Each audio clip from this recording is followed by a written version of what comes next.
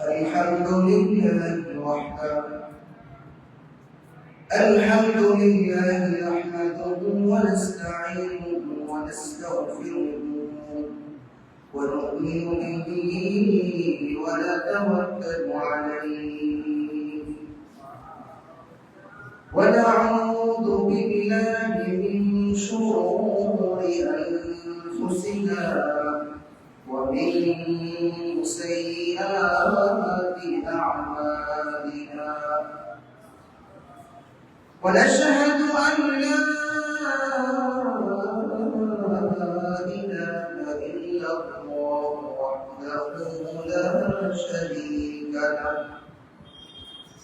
ونشهد أن سيدنا وسندنا وطبيبنا وطبيب أرواحنا ومرشدنا ومولانا محمدا عبده ورسوله الذي أرسله بالحق بشيرا ونذيرا وداعيا إلى الله بإذنه وسراجا وقمرا منيرا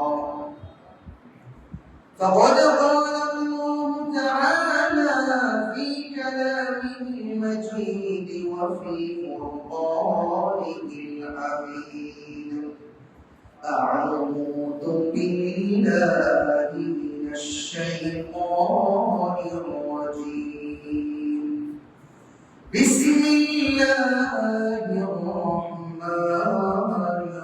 الرحيم يا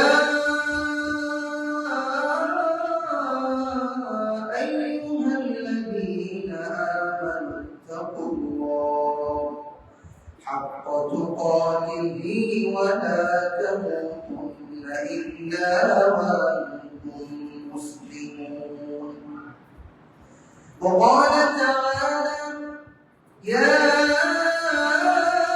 أيها الذين آمنوا اتقوا الله وقولوا قولا سديدا وقال تعالى يا أيها الناس اتقوا ربكم الذي خلقكم من نفس واحدة وخلق منها زوجها وبث منهما رجالا كثيرا ونساء واتقوا الله الذي تساءلون به والأرحام إن الله كان عليكم رقيبا أما بعد فإن خير الحديث كتاب الله وخير الهدي هدي محمد صلى الله عليه وسلم وشر الأمور محدثاتها وكل محدثة بدعة وكل بدعة ضلالة وكل ضلالة في النار أو كما قال عليه السلام والسلام سبحانك لا علم لنا إلا ما علمتنا إنك أنت العليم الحكيم সমস্ত প্রশংসা ওই আল্লাহ তাআলার দরবারে যিনি আমাকে আপনাকে পবিত্র জুমার দিন আমাদের নিজেদের সমস্ত ব্যস্ততা থেকে বিরত করে তার নিজ কুদরতে আমাদের যাবতীয় প্রয়োজনসমূহ আমাদের যাবতীয় কাজসমূহ যিনি সম্পাদন করে আমাদেরকে মসজিদে আসা বসা কোরআন ও হাদিস থেকে কিছু আলোচনা করা আমলের নিয়তে কিছু কথা স্মরণ করতে দিয়েছেন এই জন্য সকলেই শুকরিয়া স্বরূপ আল্লাহ তাআলার দরবারে আমরা বলি আলহামদুলিল্লাহ। লক্ষ কোটি দরুদ সালাম বিশ্ব মানবতার মুক্তির দূত বিশ্বের শ্রেষ্ঠ মানব নবীদের মধ্যে শ্রেষ্ঠ নবী হযরত মুহাম্মদ রাসূলুল্লাহ সাল্লাল্লাহু আলাইহি ওয়াসাল্লামের দরবারে আমরা সকলে সংক্ষিপ্ত স্বরে বলি আল্লাহুম্মা সাল্লি ওয়া সাল্লিম ওয়া বারিক আলাইহি। সম্মানিত সুধী, জান্নাতে যাওয়া অনেক সহজ কাজ, আবার জান্নাতে যাওয়াই সবচেয়ে কষ্টের কাজ। তো আমাদের ব্যক্তিগত জীবনে আমরা অনেক নেক আমল করি আলহামদুলিল্লাহ, আবার সেই সাথে শয়তানের ধোঁকায় আমাদের দ্বারা আল্লাহ তাআলার অবাধ্যতা এবং নাফরমানিও হয়। তো সেই ক্ষেত্রে আজকে আমাদের জুমার খুতবার বিষয় হচ্ছে জান্নাতে যাওয়া উপযোগী আমল সমূহ বিনষ্ট হওয়ার কারণ, অর্থাৎ ওই সমস্ত আমল যা জান্নাতে যাওয়াকে বাধাগ্রস্ত করে, আল্লাহ না করুন, যা জান্নাতে যাওয়া থেকে বিরত রাখে। অর্থাৎ আমরা জান্নাতে যাওয়ার অনেক রাস্তা সমূহ জানি, আমরা অনেক নেক আমল সমূহ জানি, ঠিক এই নেক আমলের পাশাপাশি আমাদেরকে এরকম কিছু কাজ, এরকম কিছু আমল আমাদেরকে জানতে হবে যে কাজগুলো আমাদেরকে জান্নাতে যাওয়া থেকে বিরত না রাখে। যেই কাজগুলো আমাদের জীবনে এইরকম না হয় যা আমার জন্য, আপনার জন্য জান্নাতে যাওয়ার অন্তরায় বাধা হয়ে যাবে। যেমন আমরা জানি নেক আমল কতটা গুরুত্বপূর্ণ। আমরা আমাদের পার্থিব জীবনে দুনিয়ার জিন্দেগিতে নেক আমলের গুরুত্ব নাও যদি উপলব্ধি করতে পারি, কিন্তু কবরস্থ জীবনে যারা রয়েছে, যারা কবরে চলে গেছে, তাদেরকে যদি প্রশ্ন করা হয় নেক আমলের গুরুত্ব কেমন, তারা হয়তো উপলব্ধি করতে পারবে না। দুনিয়াতে হায়াত থাকাকালীন, নিঃশ্বাস থাকাকালীন আমরা নেক কাজের সুযোগ পাবো, আর এই নেক কাজের, এই সৎ কাজের ফল ভোগ করবো আমরা পরকালে গিয়ে।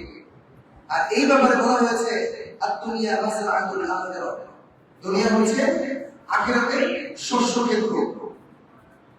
আমরা এই শস্য ক্ষেত্রে শস্য উৎপাদন করব, শস্য চারা বীজ রোপণ করব, শস্য চাষ করব, কিন্তু এই শস্যটা আমরা ভোগ করব, এই ফসল ভোগ করব পরকালে গিয়ে।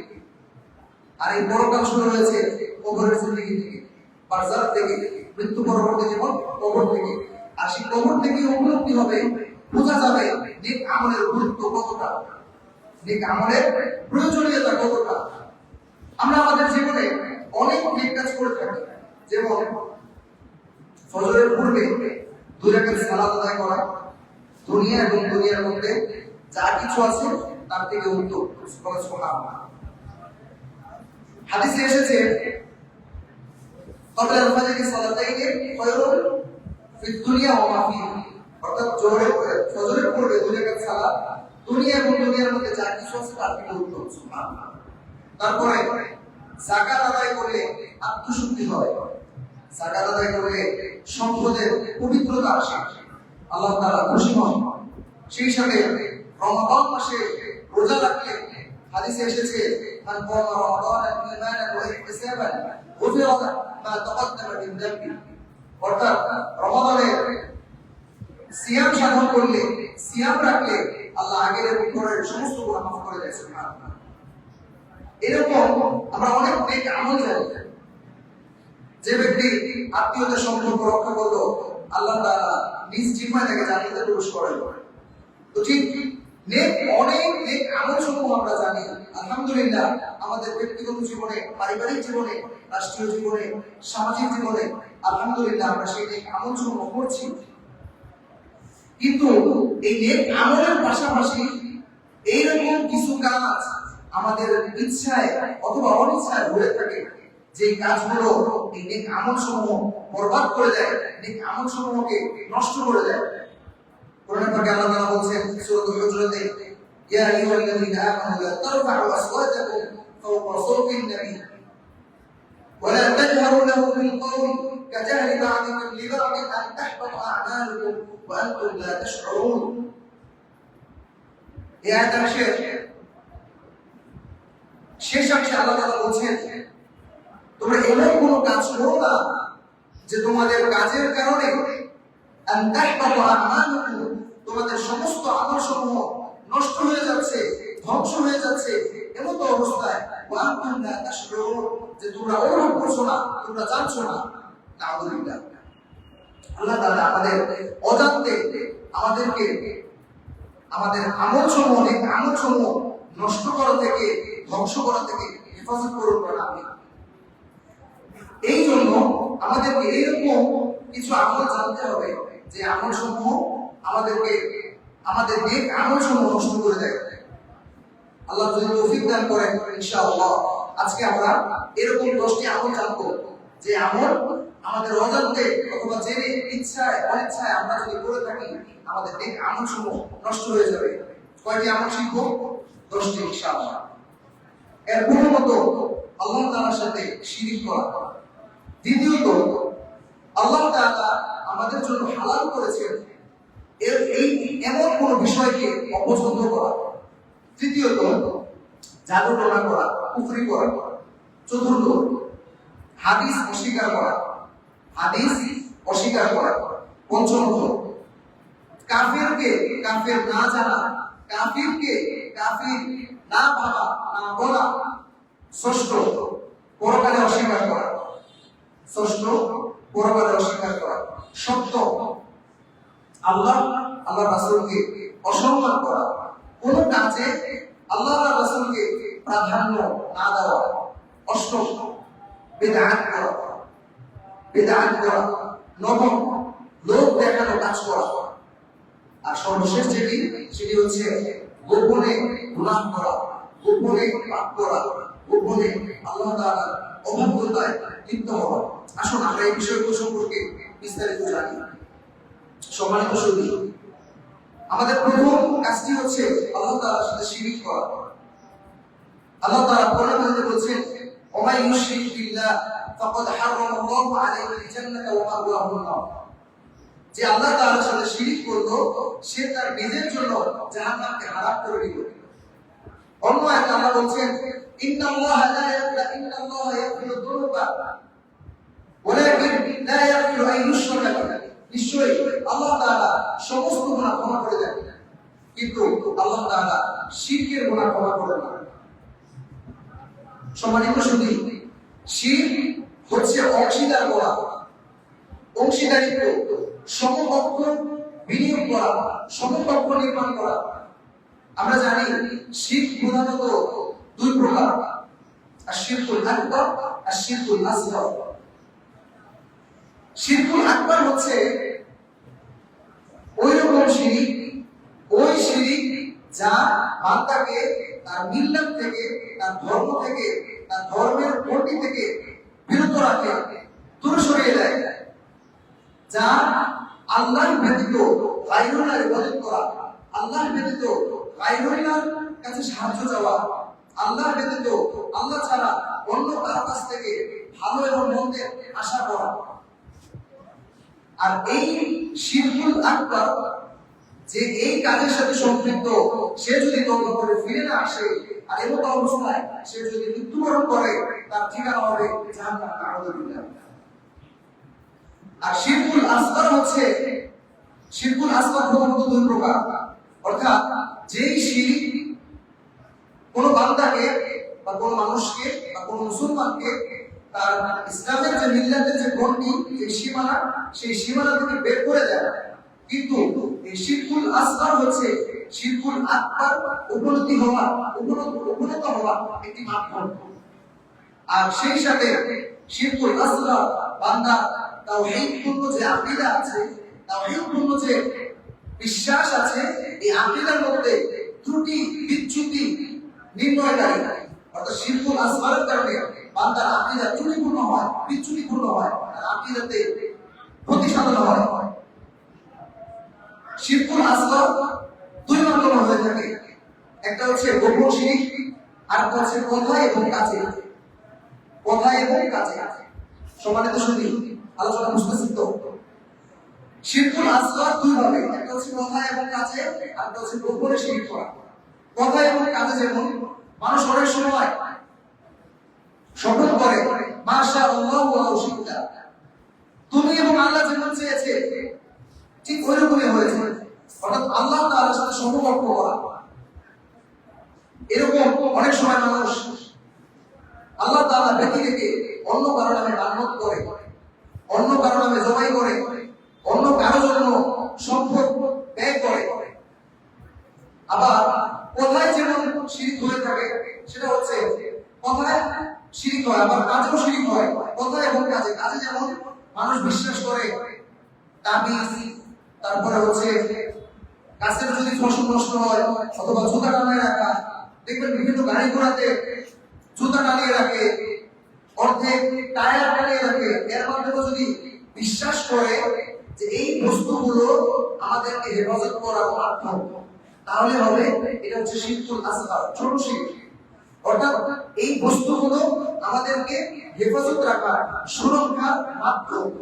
তার মানে ওই বান্দা এখনো বিশ্বাস করতেছে যে আল্লাহ হেফাজত করে, কিন্তু এই বস্তুর মাধ্যমে করে। তাহলে আমরা জানি আল্লাহ হেফাজত করার জন্য কোনো কিছু সম্ভব, কোনো কিছু কিনা মহতাজ না। আল্লাহ তাআলা আমাদেরকে কিভাবে হেফাজত করতে পারে এটা আমাদের বিশ্বাস। কিন্তু যদি বিশ্বাস করা হয় এই তাবিজ, এই জুতা অথবা অন্য কোনো বস্তু, যে বস্তুর মাধ্যমে আমাদেরকে আল্লাহ হেফাজত করবে, সেটা হবে শিরকুল আসগার। আর যদি এরকম বিশ্বাস হয় স্বয়ং সেই বস্তু আমাদেরকে হেফাজত করবে, সেই বস্তুটা আমাদেরকে হেফাজত করবে, এটা হয়ে যাবে শিরকুল আকবার। আরেক প্রকার শিরক হচ্ছে উপরে শিরক। অর্থাৎ আমি যে শিরক করছি আমি জানি না। এই শিরকের ব্যাপারে অনেক ভয়াবহতা আল্লাহ রাসূল বলে গেছেন। যেমন আমরা ইবাদত করি একমাত্র কার জন্য? আল্লাহর জন্য। আমরা ইবাদত করে কার সন্তুষ্টি অর্জন করতে চাই? আল্লাহর জন্য। কিন্তু যদি এরকম হয় আমি ইবাদত করি, আমি দান করি, আমি সাদাকা করি, আমি সিয়াম রাখি, আল্লাহ তাআলার সন্তুষ্টির পাশাপাশি সাময়িক সময় মানুষের সন্তুষ্টি অর্জন করা, তাহলে এটা হবে গোপন শিরক। অর্থাৎ কোন এক ভাই হজ করে এসেছেন, তার অনেক সম্পদ রয়েছে, হজ করে এসেছে, এখন তিনি নামাজ পড়তে আগ্রহী না, কারণ পূর্বে সে নামাজ পড়তো না। অর্থের আধিক্যের কারণে সে হজ করে এসেছে, কিন্তু হজ করে আসার পরে এখন যদি সালাত আদায় না করে, মানুষ বলবে ওই দেখেন হাজী সাহেব কিন্তু নামাজ পড়ে না। এবং লোকে কি বলবে? মানুষ আমাকে হাজী সাহেব বলে তিরস্কার করবে। এই জন্য যে নামাজ পড়ে, সালাত আদায় করে, অর্থাৎ মানুষ আমাকে নামাজি করবে, মানুষ আমাকে ভালো করবে। এই যে সালাতের মাধ্যমে স্রষ্টার সন্তুষ্ট অর্জনের পাশাপাশি মানুষের যে মনোরঞ্জন, মানুষের যে সন্তুষ্ট অর্জন করা, এটাই হচ্ছে গোপন শিরক। আমি যদি একটা উদাহরণ দিই, আশা করি বুঝতে সহজ হবে। ধরুন আপনি নামাজ পড়তেছেন, হঠাৎ করে আপনার পাশে এমন একজন মহৎ ব্যক্তি আপনার পাশে এসে নামাজ আদায় করতেছে, সালাত আদায় করতেছে, যাকে আপনি ভালোবাসেন, আপনি যার কাছ থেকে ভালো কিছু আশা করেন, যাকে অনেক সম্মান করেন। আপনি সাধারণভাবে নামাজ পড়তেছিলেন, হঠাৎ যখন সেই সম্মানিত, সেই আশাগ্রস্ত ব্যক্তি যার কাছ থেকে ভালো কিছু আশা করেন, সে আপনার পাশে এসে নামাজ দাঁড়ালো, অটোমেটিক্যালি আপনার নামাজের ভিতরে পরিবর্তন চলে আসতে পারে। আল্লাহ আমার পাশে অমুক ব্যক্তি এসে নামাজ দাঁড়াইছে, আমার নামাজ ভালো মতো পড়তে হবে। এই যে আপনার ভিতরে পরিবর্তন আসা, আপনি নামাজের ভিতরে আরো পরিবর্তন করা, অর্থাৎ আল্লাহর সন্তুষ্টির পাশাপাশি আপনার পার্শ্ববর্তী ব্যক্তির সন্তুষ্টি অর্জন করা, এটা হচ্ছে গোপন শিরক। আল্লাহ তাআলা আমাদেরকে যাবতীয় শিরক থেকে হেফাজত করুন। শিরক এমন গুনাহ, আল্লাহ নিজে কোরআন মাজিদে বলেছেন, আমি সমস্ত গুনাহ মাফ করে দেই, কিন্তু শিরকের গুনাহ মাফ করি না। শিরকের পরবর্তী যে কাজ, তা হচ্ছে আল্লাহ তাআলা আমাদের জন্য হালাল করেছেন, বৈধ করেছেন এমন কোন বিষয়কে অপছন্দ করা। অর্থাৎ আমরা আল্লাহ তাআলা আমাদের জন্য বৈধ করেছেন, হালাল করেছেন এমন কোন বিষয় যদি অপছন্দ করি, মনে মনে অপছন্দ করি, অথবা মনে মনে একটু ঘৃণা করি, আর এই কাজ যদি আমাদের দ্বারা হয়ে থাকে, আল্লাহ মাফ করুন, নাউযুবিল্লাহি মিন যালিক, আমাদের যতই নেক আমল থাকুক না কেন, সমস্ত নেক আমল ধ্বংস হয়ে যাবে। অর্থাৎ সমস্ত নেক আমল ধ্বংস হয়ে যাবে এমন তো অবস্থায় যে আমি অনুভবই করবো না, আপনি অনুভবই করবেন না, আপনি জানতেন না। এই জন্য আমাদের নেক আমল ধ্বংসকারী দ্বিতীয়তম আমলটি হচ্ছে আল্লাহর বৈধ বিধানকে অপছন্দ করা। আমি যদি একটু বিস্তারিত আলোচনা করি, আল্লাহ তাআলা বৈধ বিধানকে অপছন্দ করা, যেমন বর্তমান সময়ে আমাদের যুবক ভাইদের ক্ষেত্রে হতে পারে, ডিফেন্সে চাকরি করার ক্ষেত্রে হতে পারে, বিভিন্ন কর্মক্ষেত্রে চাকরি করার ক্ষেত্রে হতে পারে। যেমন আল্লাহ তাআলা আমাদের জন্য বলেছেন, আল্লাহ রাসূল আমাদেরকে জানিয়ে দিয়েছেন, ফারুল লিহিয়া ওয়া কাসরুশ শাওয়ারি, অর্থাৎ তোমরা দাড়িকে লম্বা করো এবং মুছকে খাটো করো।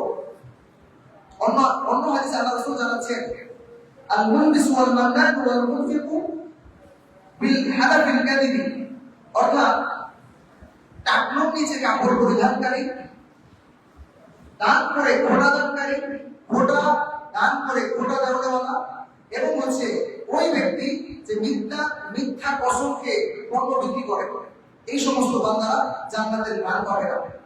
অর্থাৎ আল্লাহ তাআলা পুরুষের জন্য বিধান করেছেন, আল্লাহ রাসূল আমাদেরকে জানিয়ে দিয়েছেন, পুরুষের জন্য বিধান হচ্ছে দাড়িকে লম্বা করা এবং মুছকে খাটো করা। আর সৃষ্টিজীবের মধ্যে আল্লাহ তাআলার পক্ষ থেকে আল্লাহ তাআলা বড় একটি নিদর্শন হচ্ছে পুরুষদের জন্য তার দাড়ি। অর্থাৎ এটা আল্লাহর একটা নিদর্শন, আল্লাহর একটা সৃষ্টিজীবের মধ্যে স্রষ্টার একটা নিদর্শন। আল্লাহ তাআলা এর মাধ্যমে পুরুষ মহিলাদের মধ্যে পার্থক্য করে। শুধু তাই না, মুসলমানদের সম্মান, মান, মর্যাদা অনেক বেশি। আল্লাহ তাআলা ধরেন কোনো এক মুসলমান ইন্তেকাল করছেন, তার পোশাকে, তার সিরাতে, সুরতে আমরা জানতে পারছি সে প্রতীক হতে পারে, মুসাফির হতে পারে, কোনো এলাকায় নতুন আসতে পারে। সে ইন্তেকাল করলেন, হতে পারে দুর্ঘটনাজনিত, হতে পারে আকস্মিক মৃত্যু, সে ইন্তেকাল করলেন। কিন্তু আমরা যদি তার সিরাতের মধ্যে রাসূলের সুন্নাহ খুঁজে পাই, রাসূলের আদর্শ খুঁজে পাই, আমরা নির্দ্বিধায় তাকে বুঝতে পারবো, তাকে শনাক্ত করতে পারবো এই ব্যক্তি মুসলমান, সে রাসূলের আনুগত্যকারী, কোরআন হাদিসের সুন্নাহ অনুসরণকারী, সে মুসলমান। কিন্তু আমরা যদি আমাদের ব্যক্তিগত জীবনে রাসূলের সুন্নাহকে ধার করি না, সুন্নাহকে অনুসরণ না করি, কোন সুন্নাহকে অপছন্দ করি, এমন অবস্থায় যদি আমাদের মৃত্যুবরণ হয়, তখন আমাদেরকে শনাক্ত করার জন্য আর বিভিন্ন ধাপ অর্জন করতে হবে, বিভিন্ন ধাপে যেতে হবে। এই জন্য বর্তমান সময় কোন যুবক ভাই যদি দাড়িকে লম্বা করে, এই সমাজ ব্যবস্থা বলে এই দুনিয়া এবং কিসের দাড়ি রাখছে, আরো বড় হয়ে দাঁড়িয়ে রাখবা, কর্মক্ষেত্র এটাকে বাধা দান করে। শুধু তাই না, কোন যুবতী মা বোনেরা যদি বোরকা পরে, ওই সমাজের পরিবেশ তাকে বলে তুমি এখনই বোরকা শুরু করছো, বৃদ্ধদের মতো বোরকা শুরু করছো, আর দেরি আছে। অর্থাৎ ইসলাম যে বিষয়কে বৈধ করেছে, আল্লাহ তাআলা আমাদের জন্য যে বিষয়কে হালাল করেছে, রাসূলুল্লাহ সাল্লাল্লাহু আলাইহি ওয়াসাল্লামের মাধ্যমে আমরা যে জিনিসকে পেয়েছি, এই জিনিসকে অপছন্দ করা, এর মাধ্যমে আপনি অনেক সালাত আদায় করতে পারেন, আপনি দান করতে পারেন, আপনি হজ করতে পারেন, আপনি যাবতীয় অনেক নেক আমল করতে পারেন। কিন্তু মনে রাখবেন, আল্লাহ তাআলার পক্ষ থেকে একটি ছোট বিধানকে, একটি ছোট কাজকে, হালাল বৈধ কোনো কাজকে যদি আপনি অপছন্দ করেন, আল্লাহ না করুন, আপনার সমস্ত আমল ধ্বংস হয়ে যাবে, ক্ষতিগ্রস্ত হয়ে যাবে। এই আমল দ্বারা জান্নাতে যাওয়ার সুযোগ হবে না, বরং এই একটি কাজ আপনার সমস্ত আমলকে নষ্ট করে জান্নাত থেকে দূরবর্তী করে দিবে। এরকম অনেক কাজ আমাদের সমাজে রয়েছে যা আল্লাহ আমাদের জন্য হালাল করেছেন, কিন্তু আমরা এই কাজকে পছন্দ করি না। আমি যদি উদাহরণ দিয়ে বলতে চাই, বর্তমান সময়ে আমাদের মা বোনেরা রয়েছে, তাদেরকে যদি বলা হয় আমি একাধিক বিয়ে করতে চাই, আমার সামর্থ্য আছে, আমার সম্পদ আছে, আমার সামর্থ্য আছে এবং আমার প্রয়োজন, তারা কখনো এটা মানবে না। কথা বলেছি, তারা মানবে না। বরং অন্যায় কাজে আমি সম্পদের পাহাড় করতেছি, সম্পদ নষ্ট করতেছি, এবং অনেক মা বোনেরা রয়েছে যারা বিপদগ্রস্ত, যাদের দায়িত্ব নেওয়ার মানুষ নাই, যারা আর্থিক অসচ্ছলতার কারণে গুনাহের সাথে লিপ্ত হচ্ছে, অন্যায়ের সাথে লিপ্ত হচ্ছে, জুলুমের শিকার হচ্ছে। কিন্তু এমন একজন মানুষকে আমি তার দায়িত্ব গ্রহণ করব, আমি তার রক্ষণাবেক্ষণ করব, ইসলামী শরিয়া অনুযায়ী আমি তাকে সম্ভ্রম দিব, আমি তাকে সম্ভব দিব, আমি তাকে সম্মান দিব। কিন্তু এই কাজটিকে অনেক তাহাজ্জুদ গুজার, অনেক আমলি আফতাতি, সালাত আদায়কারী, সিয়াম সাধনকারী, অনেক মুত্তাকিয়া মায়েরা, বোনেরা এই কাজটাকে পছন্দ করতে পারে না। অথচ আল্লাহ তাআলা বলছেন, আল্লাহ তাআলার কোন বিধানকে, আল্লাহ রাসূল আমাদেরকে জানিয়ে দিচ্ছেন, কোন বিধানকে, বৈধ কোন বিধানকে কেউ যদি অপছন্দ করে, ঘৃণা করে, মানতে না চায়, এতটুকু কাজ তার সমস্ত আমলকে নষ্ট করে দিচ্ছে। সম্মানিত সুধী, আমি একটা উদাহরণ দিতে চাচ্ছি। আমাদের ইনাদগঞ্জের এই রাস্তা আর ঢাকা থেকে সিলেটের যে রাস্তা, দুইটা রাস্তা কি সমান? দুই রাস্তা দিয়ে কোন যানবাহন একই সময়ে কি পার হতে পারে? বরং ঢাকা থেকে সিলেটের রোডে তার দ্রুত গতিতে পার হতে পারে, আর এই রোডটাতে খুব ধীর গতিতে পার হতে পারে, কারণ এই রোডটা সংকীর্ণ। এই রোডটাতে সফলতা বা গন্তব্যে যাওয়া ধীর গতি সম্পূর্ণ, আর ঢাকা সিলেটের রোডে গন্তব্যে যাওয়া খুব দ্রুত গতি সম্পূর্ণ, কারণ রোডটা অনেক প্রশস্ত, আমরা সহজেই যেতে পারি। এখন প্রশ্ন হচ্ছে, আমি যেখানে সহজে যেতে পারি আর যেখানে যেতে আমার দেরি হয়, কষ্ট হয়, এই দুইটা আমাদের মাধ্যম।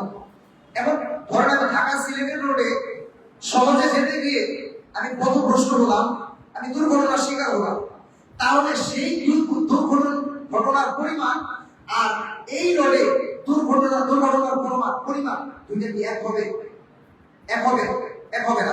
কারণ যেই রাস্তা বেশি প্রশস্ত, যেই রাস্তা বেশি উন্নত, যেই রাস্তায় অতি সত্বর গন্তব্যে পৌঁছানো যায়, সেই রাস্তায় যদি দুর্ঘটনা ঘটে, সেই দুর্ঘটনার পরিমাণ ততটাই বড় হবে।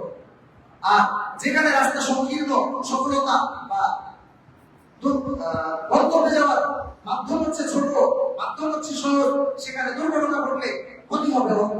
ঠিক আল্লাহ তাআলাকে পাওয়া সহজ, আল্লাহ তাআলাকে রাজি খুশি করানো সহজ, আল্লাহ তাআলা জান্নাত অর্জন করা সহজ। কেননা আমরা অনেক নিয়ামতের, অনেক ফজিলতের আমল জানি, সালাত জানি, সিয়াম জানি, হজ জানি, যাকাত জানি, আত্মশুদ্ধি জানি। এই সমস্ত কাজের মাধ্যমে আমরা আল্লাহ তাআলার সন্তুষ্ট অর্জন করতে পারি। কিন্তু এই সন্তুষ্ট অর্জন করার ক্ষেত্রে আমরা যদি সতর্কতা অবলম্বন না করি, এই সমস্ত কাজ, যে কাজগুলো করলে আমাদের নেক আমল ধ্বংস হয়ে যায়, এই কাজগুলো থেকে যদি আমরা নিজেদেরকে বিরত না রাখি, তাহলে ঠিক ওই রকম ভাবে আমরা ক্ষতিগ্রস্ত হব, যেই রকম ভাবে সেই দুর্গম প্রশস্ত রাস্তার প্রতি যতটা ক্ষতিগ্রস্ত হয়, ঠিক সতর্কতা অবলম্বন না করার কারণে, সতর্কতার সহিত ইবাদত বন্দেগী না করার কারণে, এই সমস্ত বিষয় থেকে আমরা দূরে না থাকার কারণে আল্লাহ না করুন আমাদের সমস্ত আমল ধ্বংস হয়ে যাবে। আলহামদুলিল্লাহ, আমরা জানি আল্লাহ রাসূল সাল্লাল্লাহু আলাইহি ওয়াসাল্লামের পূর্ববর্তী যে যুগ, আইয়ামে জাহেলিয়াতের যুগ, সেই যুগ ছিল সবচেয়ে নিকৃষ্ট বর্বরতার যুগ। যে যুগের নাম শুনলে মানুষ ঘৃণা করত, যে যুগের মতো নিকৃষ্ট মানুষ পৃথিবীর বুকে আর কখনোই আসবে না। এইরকম নিকৃষ্ট যুগের মানুষদের উপর যখন আল্লাহ তাআলা আল্লাহ রাসূলকে প্রেরণ করলেন, আর সেই সমস্ত মানুষ আল্লাহ তাআলার পক্ষ থেকে প্রেরিত আহকাম এবং রাসূলুল্লাহ সাল্লাল্লাহু আলাইহি ওয়াসাল্লামের পক্ষ থেকে প্রেরিত বিধান, আল্লাহর বিধান, রাসূলের সুন্নাহ এর অনুসরণ করলো, সেই সমস্ত মানুষ সোনালী যুগে রূপান্তর হলো, এমন মানুষের রূপান্তর হলো যাদের ব্যাপারে স্বয়ং আল্লাহ তাআলা কোরআন মাজিদে বলেছেন, রাদিয়াল্লাহু আনহু ওয়া রাদু আনহু, আমি তাদের উপর রাজি খুশি হয়ে গেছি, তারাও আমার উপর রাজি খুশি হয়ে গেছে। সম্মানিত সুধী, এই জন্য আল্লাহ তাআলা প্রত্যেকটা বিধানকে, হালাল এবং বৈধ বিধানকে আমাদেরকে মানতে হবে, আমাদেরকে পছন্দ করতে হবে। হতে পারে আমি সেই কাজটা করতে পারি না, হতে পারে আমি ফজর সালাত আদায় করতে পারি না, আমি ফজর সালাত আদায় করার জন্য আমি জাগ্রত হতে পারি না, আমার ঘরে তন্দ্রার কারণে আমি ফজর সালাত করতে পারি না, কিন্তু আমাকে এটা বলার সুযোগ নাই যে হ্যাঁ, এই সকাল সকাল ফজর সালাত করার কি মানে আছে, নামাজটা অন্য সময় হতে পারতো। কোনো বিধানের ব্যাপারে প্রশ্ন করার সুযোগ নাই, কোনো বিধানকে অপছন্দ করার সুযোগ নাই। আপনি আপনার সাধ্য অনুযায়ী চেষ্টা করবেন, আপনাকে আদায় করতে হবে। আদায় করতে না পারলে আপনি আল্লাহ তাআলার কাছে তওবা করবেন, আল্লাহ তাআলার কাছে সেই ব্যাপারে সাহায্য চাবেন। কিন্তু আল্লাহ তাআলার পক্ষ থেকে কোনো হালাল বৈধ বিধানকে অপছন্দ করার সুযোগ নাই। আর আল্লাহ তাআলার পক্ষ থেকে বৈধ কোনো বিধানকে যদি কেউ অপছন্দ করে, তার সমস্ত আমল ধ্বংস হয়ে যাবে। আল্লাহ আমাদেরকে হেফাজত করুন। দ্বিতীয়ত, জাদু টোনা করা। বর্তমান সময়ে একটা বিশাল খারাপ কাজ হচ্ছে জাদু টোনা করা। এর মাধ্যমে একে অপরের ক্ষতি করে, একে অপরের ব্যবসায় ক্ষতি করে, একে অপরের ব্যক্তিগত জীবনে ক্ষতি করে, কারোর সাথে কারো দ্বন্দ্ব, কারোর সাথে কারো শত্রুতামি আর এই সমস্ত কিছু মানুষকে যখন সহসভাবে তার স্বার্থ হাসিল না করতে পারে তখন কি করে জাদু টোনা এবং কালো জাদুর মাধ্যমে এক অপরের ক্ষতি করে। সম্মানিত সুধী, আল্লাহ তাআলা সূরা আলে ইমরানে বলতেছেন ওয়াল্লাযী আনজালা আলাইকাল কিতাবা মিনহু আয়াতুন মুহকামাত হুন্না উম্মুল কিতাব ওয়া উখরা মুতাশাবিহাত। তিনি সেই সত্তা যিনি তোমাদের উপর কোরআন নাযিল করেছেন, আর কোরআনের মধ্যে কিছু অংশ রয়েছে আয়াতুন মুহকামাত, অর্থাৎ ওই সমস্ত বিধান হুন্না উম্মুল কিতাব যা কোরআনের মূল অংশ, আর কিছু রয়েছে আয়াতুন মুতাশাবিহাত, কিছু আছে সাদৃশ্যপূর্ণ অর্থ, যার অর্থ আমরা জানি না, যার অর্থ আল্লাহ ওয়া রাসূলুহু আ'লামু বিমুরাদিহি, অর্থাৎ আল্লাহ এবং তার রাসূল এর অর্থ এর উদ্দেশ্য ভালো জানেন।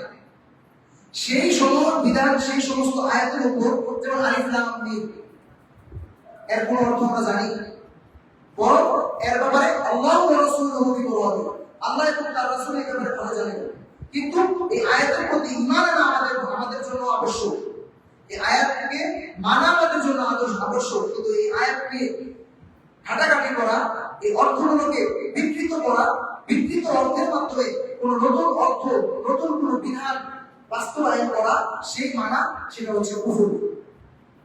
আর বর্তমান সময়ে এই জাদু টোনা নানানভাবে মারাত্মকভাবে খারাপ খারাপ বস্তু দ্বারা, অন্যায় বস্তু দ্বারা এই কাজগুলো সাধন করে থাকে। এই কাজ এত মারাত্মক কাজ, মানুষকে ধুকে ধুকে ধীরে ধীরে মানুষকে ধ্বংস করে যায়। জ্যান্ত রাজা একদম সুদর্শন মানুষকেও ধুকে ধুকে তাকে একদম ক্ষতিগ্রস্ত করে দিতে পারে। আর এই কাজগুলো কখনোই ভালো বৈধ বিধান দ্বারা হয় না, নাপাক বস্তু দ্বারা, অন্যায় বস্তু দ্বারা, আরো ঘৃণিত বস্তু দ্বারা এবং কোরআন ও হাদিসের অপব্যাখ্যা দ্বারা, কোরআন ও হাদিসের বিকৃত করার দ্বারা এই সমস্ত কাজ হয়ে থাকে। এই জন্য যারা জাদুটোনার সাথে সম্পর্ক রাখলো, যারা জাদুটোনার সাথে সম্পর্ক রাখলো, তাদের সাথে যারা সম্পর্ক রাখলো, এরা সবাই ক্ষতিগ্রস্ততার সাথে সম্পর্ক রাখলো। এই জন্য আল্লাহ তাআলা আমাদেরকে জাদুর প্রভাব থেকে হেফাজত করুন, এর থেকে আমাদেরকে বিরত থাকার তৌফিক দান করুন। সম্মানিত সুধী, আমাদের আলোচনার চতুর্থ বিষয় হচ্ছে কাফিরকে কাফির না জানা। আল্লাহ তাআলা কোরআন মাজিদে সূরাতুল কাফিরুন অর্থাৎ কাফির নামে একটি সূরা নাযিল করেছেন। আল্লাহ তাআলা এই সূরাতে বলেন কুল ইয়া আইয়ুহাল কাফিরুন, আল্লাহ বলেন হে নবী আপনি বলে দিন ইয়া আইয়ুহাল কাফিরুন, হে কাফির সম্প্রদায়, লা আ'বুদু মা তা'বুদুন, আমি তার ইবাদত করি না, তোমরা যার ইবাদত করো, ওয়ালা আনতুম আ'বিদুনা মা আ'বুদ, আর আমি তার ইবাদতকারী নই, ওয়ালা আনতুম আ'বিদুনা, তোমরা তার ইবাদতকারী নও, আমি যার ইবাদত করি, ওয়ালা আনা আ'বিদুম মা আ'বাদতুম, আর তোমরা যার ইবাদত করছো আমি তার ইবাদতকারী নই, ওয়ালা আনতুম আ'বিদুনা মা আ'বুদ, আর তোমরা তার ইবাদতকারী নও, আমি যার ইবাদত করি, লাকুম দীনুকুম ওয়ালিয়া দীন, আমার ধর্ম আমার, আমার দিন আমার, তোমাদের ধর্ম তোমার, তোমাদের দিন তোমার। এই জন্য বর্তমান সময়ে এক শ্রেণীর লোকেরা আছে যারা আমাদের রাসূলুল্লাহ সাল্লাল্লাহু আলাইহি ওয়াসাল্লামকে শেষ নবী হিসেবে মানে না, আছে না নাই? তো এই ব্যক্তিরা যারা আল্লাহ তাআলার রাসূলকে অস্বীকার করলো, আল্লাহ তাআলার রাসূল আল্লাহর পক্ষ থেকে কোনো বিধানকে অস্বীকার করলো, তাদেরকে আমি আমার সামাজিকতা রক্ষার্থে, পারিবারিক সম্পর্ক রক্ষার্থে, সম্ভ্রান্ত ব্যক্তির সম্মানের খাতে যদি আমি কাফিরকে কাফির না জানি, কাফিরকে কাফির না বলি, এর জন্য আমি নিজে ক্ষতিগ্রস্ত হব। এই জন্য আল্লাহ রাসূলের বিধানের মধ্যে কোনো কম্প্রোমাইজ নাই, কোনো আত্মীয়তা নাই, কোনো ত্যাগ নাই। যারা আল্লাহ রাসূলকে অস্বীকার করছে, আল্লাহ রাসূলের কোনো বিধানকে অস্বীকার করছে, স্পষ্ট তারা কাফির। কাফিরদের সাথে মুমিনের কোনো সম্পর্ক থাকতে পারে না। লা ইয়াত্তাখিযু সূরা আলে ইমরান আল্লাহ বলেন লা ইয়াত্তাখিযুল মুমিনুনা কাফিরিনা আউলিয়া মিন দুনিল মুমিনিন, কোন মুমিন কোন কাফিরকে বন্ধু হিসেবে গ্রহণ করতে পারে না, কোন মুমিনকে ব্যতি রেখে। আমি দুনিল মুমিনিন, কোন মুমিনকে ব্যতি রেখে কোন মুমিন কোন কাফিরকে বন্ধু হিসেবে গ্রহণ করতে পারে না। কারণ কাফির কখনো মুমিনের বন্ধু হতে পারে না, সে সবসময় মুমিনের ক্ষতি সাধনের জন্য নিমজ্জিত থাকে, চিন্তিত থাকে, সে সুযোগ পেলে মুমিনের ক্ষতি করে। এই জন্য মুমিন কখনো কাফিরকে বন্ধু হিসেবে গ্রহণ করতে পারে না। সম্মানিত সুধী, আমাদের আমল সমূহ নষ্ট যেন না হয় আমাদের নেক আমলসমূহ বাধাগ্রস্ত যেন না হয়। এই জন্য অবশ্যই আমাদেরকে যারা কাফির, কোরআন হাদিসের অবমাননাকারী, কোরআন হাদিসকে না মানলে ওরা তাদের যারা কাফির তাদেরকে কাফিরই জানতে হবে, যারা কাফির তাদেরকে কাফির বলতে হবে। কিন্তু এই ব্যাপারে সতর্ক থাকতে হবে। কোন ব্যক্তি যদি কোনো ব্যক্তিকে কোন অপবাদ দেয়, কোন বাক্য বলে, আর সেই বাক্যের অধিকারী যদি সেই ব্যক্তি না হয়, এই বাক্য তার দিকে পড়তে হবে। এই ব্যাপারে সতর্ক থাকতে হবে। মুমিন মুসলমান যারা তাদের ব্যাপারে সতর্ক থাকতে হবে, তাদের ব্যাপারে অন্তরে দয়া থাকতে হবে। কিন্তু বর্তমান সময়ে আমাদের মধ্যে একটা দুরভ্যাস, একটা বদভ্যাস বিরাজমান, একটা বদভ্যাস আমাদের মধ্যে কাজ করে। তা হচ্ছে আমরা যারা সহিহ আকীদার অনুসারী, আমরা যারা সহিহ সুন্নাহর অনুসারী, আমরা যারা ভালো কাজ অনুসারী, আমরা আমাদের সমাজে আমাদের ভাইদেরকে যারা ভালো ভালো রাস্তায় নেক কাজের সাথে নাই, আমরা তাদেরকে দেখতে পারি না, আমরা তাদেরকে হেয় প্রতিপন্ন মনে করি, আমরা তাদেরকে ছোট মনে করি। এই জন্য আমরা কি জানি যে আমরা কে কোন অবস্থায় মৃত্যুবরণ করবো? বলতে পারবো? কোন নেককার বান্দা বলতে পারবে যে সে ঈমান নিয়ে মৃত্যুবরণ করতে পারবে? কোন বদকার বান্দা সে কি বলতে পারবে আমি বদ কাজের কারণে আমি বেঈমান হয়ে মারা যাবো? বলা যাবে? কেননা বান্দা জানে না বান্দা কোন অবস্থায় মৃত্যুবরণ করবে। এই জন্য আমাদের উচিত মুমিন মুসলমানের জন্য অন্তরে একটা দরদ রাখা, একটা মায়া রাখা, একটা ভালোবাসা রাখা, একটা সফট কর্নার রাখা, যে আমি আমার এই ভাইটাকে দ্বীনের দাওয়াত দিব। সে দ্বীন না মানতে পারে, কিন্তু সে আমার ভাই, সে কালিমা স্বীকার করেছে, সে কালিমা তাওহীদের বাড়ি, কালিমা লা ইলাহা ইল্লাল্লাহ এর ছায়া তলে এসেছে, সে আমার ভাই, সে আমার আপনজন। তার সাথে আমার সুসম্পর্ক করা উচিত, তার সাথে আমার ভালোবাসা করা উচিত, তার জন্য আমার খরচ করা উচিত, তার জন্য আমার ব্যয় করা উচিত। আর এই যে তার সাথে আমি ভালো ব্যবহার করলাম, ভালো সুসম্পর্ক করলাম, তার জন্য আমি খরচ করলাম, এটাই হবে সর্বোত্তম দাওয়াত। হ্যাঁ, আমি যদি বলি ভাই আপনি বিশুদ্ধ সহিহ সুন্নাহ অনুসরণ করুন, আল্লাহ রাসূল এভাবে করেছেন, আল্লাহ রাসূল এভাবে করেছেন, আল্লাহ রাসূল এভাবে করেননি, আল্লাহ রাসূল এভাবে করেননি, এই কথা আপনি 100 বার বলার দ্বারা যতটুকু কাজ আপনি হাসিল না করতে পারবেন, আপনি তার সাথে সুসম্পর্ক করুন, আপনি তার সাথে সম্পর্ক বাড়ান, তার সাথে আপনি সম্পর্ক বৃদ্ধি করুন, তার সাথে আপনি সম্পর্ক বজায় রাখুন। আপনার এই উত্তম আদর্শ, আপনার এই উত্তম ব্যবহার, আপনার তার জন্য এই দরদ রাখা আচরণ, এই কাজটা আপনাকে ওই দাওয়াতি কাজের 100 ভাগের বেশি কাজ করবে। অর্থাৎ তার সাথে সুসম্পর্ক রাখা, তার জন্য হৃদয়ে জায়গা রাখা, উত্তমভাবে তার সাথে জীবনযাপন করা, এই কাজটা আপনার সর্বোত্তম দাওয়াতের মাধ্যম হবে। কেননা আল্লাহ তাআলা কোরআন মাজিদে বলেছেন, লাকাদ কানা ফি রাসূলিল্লাহি উসওয়াতুন হাসানাহ, নিশ্চয়ই তোমাদের জন্য রয়েছে আল্লাহ রাসূলের জীবনীতে উত্তম আদর্শ। এখন আমার প্রশ্ন হচ্ছে, আল্লাহ রাসূল সাল্লাল্লাহু আলাইহি ওয়াসাল্লামের অন্তরে কাফের মুশরিকদের জন্য মায়া ছিলেন কিনা? কোন কাফের মুশরিক যদি আল্লাহ রাসূলের সময় মারা যেতেন, আল্লাহ রাসূল কষ্ট করতেন, তিনি কারোর সাথে খারাপ ব্যবহার করতেন না। এক বেদুইন আল্লাহ রাসূলের কাছে এসে পিছন থেকে তার চাদর ঝরে টান দিয়ে বললেন, ইয়া রাসূলুল্লাহ ইহদিনি শাই, আমাকে কিছু হাদিয়া দেন। মা ফি শাই, আমার কিছু নাই, আমাকে কিছু হাদিয়া দেন। আল্লাহ রাসূল সাল্লাল্লাহু আলাইহি ওয়াসাল্লামের তার গায়ে যে পরিহিত চাদর ছিল সেটা দিয়ে দিলেন, এবং জোরে টান দেওয়ার কারণে তিনি ব্যথাপ্রাপ্ত হয়েছেন, কিন্তু তারপরেও তিনি মধুর ব্যবহার করেন নাই। আর বর্তমান সময় আমাদের কি এত আপন হয়ে গেল, আমরা কি এত ভালো কাজের অনুসারী হয়ে গেলাম, আমরা কি জান্নাতের সার্টিফিকেট পেয়ে গেলাম নাকি, যে আমি আমার ব্যবহার দ্বারা আরেক ভাইকে কষ্ট দিচ্ছি, আমি আমার মুখ দিয়ে বলছি আরে ও তো বোঝে না, ও তো মানে না, ও তো বেদাতি, ও তো মাযহাবী, ও তো হানাফি। এই জন্য ভাই আমাদেরকে আমাদের হৃদয়টা বড় করতে হবে। একজন দায়ী হৃদয় অনেক প্রশস্ত হবে, অনেক বড় হবে। তার হৃদয়ে সমস্ত মানুষদের জন্য, উম্মতি মুহাম্মাদের জন্য একটা পেশন থাকবে, একটা হৃদয়ে একটা চিন্তা থাকবে যে হ্যাঁ, আমার দায়িত্ব হচ্ছে ওই ভাইটাকে সঠিক দ্বীনের উপর, সঠিক আকীদার উপর, সঠিক কোরআন ও সুন্নাহর উপর নিয়ে আসা। এই দরদ পাকা হৃদয় নিয়ে যখন আমি তাকে কিছু বলবো, সে অবশ্যই সেটা গ্রহণ করবে। আর আমি যখন তাকে হেয় প্রতিপন্ন করবো, তাকে অপমান করবো, তাকে অপদস্থ করবো, মনে রাখবেন আপনি যতই কোরআন হাদিসের শুদ্ধতা দিয়ে তাকে আহ্বান করুন না কেন, সে কখনোই আপনারা গ্রহণ করবে না। আল্লাহ তাআলা আমাদেরকে মুমিন ভাইদের জন্য সঠিক হৃদয়ের অধিকারী করার তৌফিক দান করুন। আজকে 10টি বিষয় নিয়ে আলোচনার কথা ছিল, যদিও সম্পূর্ণ শেষ করতে পারি। পরবর্তী বিষয় হচ্ছে পরকাল অস্বীকার করা। আমাদের বর্তমান শিক্ষা ব্যবস্থা, বর্তমান এই সোসাইটি, বর্তমান এই প্রজন্মের মধ্যে অনেক প্রকার এইরকম চিন্তাধারার মানুষ আছে যারা বলে পরকাল বলতে কিছু নাই, যা আছে দুনিয়াতেই শেষ, পরে যাবো, মাটিতে মিশে যাবো, পরকাল বলতে কিছু নাই। এই কথার বিশ্বাসী যারা, বা এই কথার পূর্ণ বিশ্বাস যার অন্তরে লালন হয়, তার সমস্ত আমল ধ্বংস হয়ে যাবে না আলহামদুলিল্লাহ। এই জন্য পরকালকে বিশ্বাস করতে হবে। পরকাল বিশ্বাস করা ঈমান আনার যে মূল 7টি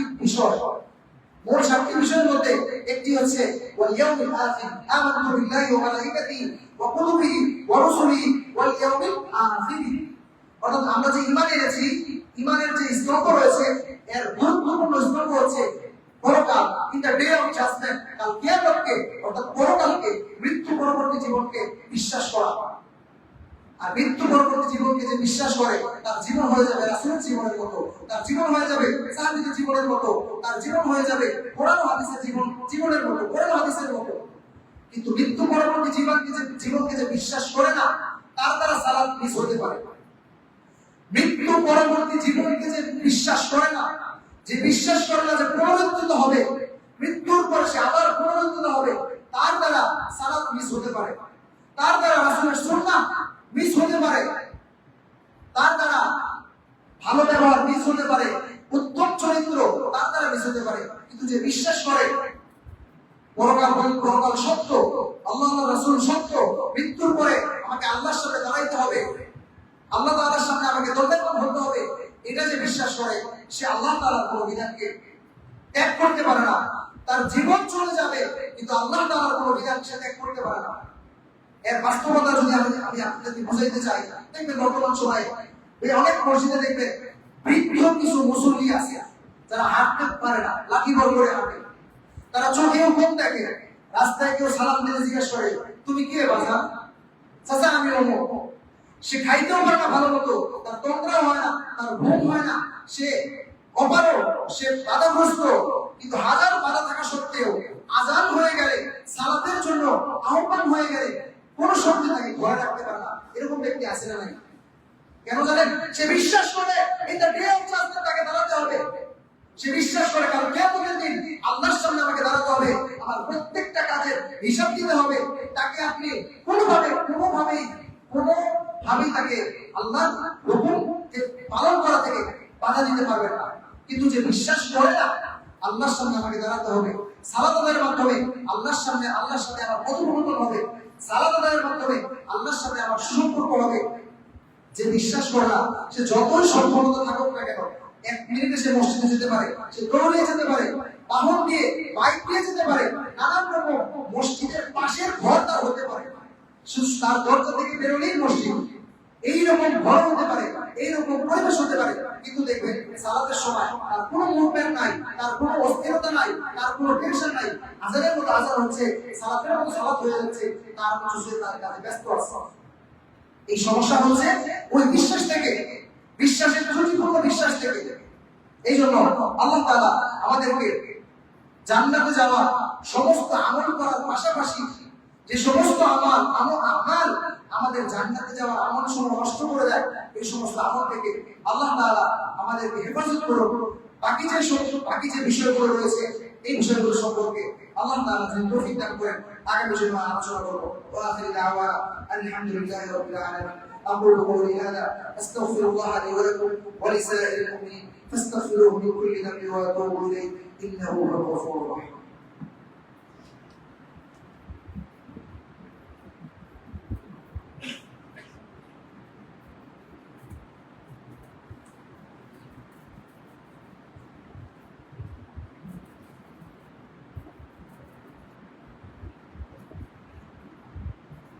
إن الحمد لله والصلاة والسلام على من لا نبي بعده.